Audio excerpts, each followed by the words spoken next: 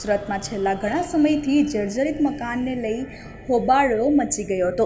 ઘણા આવાસ ખાલી કરાવવામાં આવ્યા હતા, ત્યારે આજે પાલ વિસ્તારમાં આવેલી ભોલકા વિહાર સ્કૂલની છતનો પોપડો પડ્યો હતો, જેથી સ્કૂલમાં હોબાળો મચી ગયો હતો।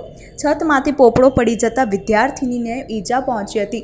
પાલ વિસ્તારમાં આવેલી ભોલકા વિહાર સ્કૂલમાં પોપડો પડ્યો હતો। સ્કૂલ છૂટવાના સમયે પેસેજમાં પોપડો પડ્યો હતો, જેથી ધોરણ 9ની વિદ્યાર્થીનીને પગમાં ઈજા પહોંચી હતી। વિદ્યાર્થીનીને તાત્કાલિક હોસ્પિટલ ખસેડવામાં આવી હતી। વિદ્યાર્થીનીને પગમાં સામાન્ય ઈજાઓ હોવાથી માતા પિતા લઈ ઘરે જવા રવાના થયા હતા।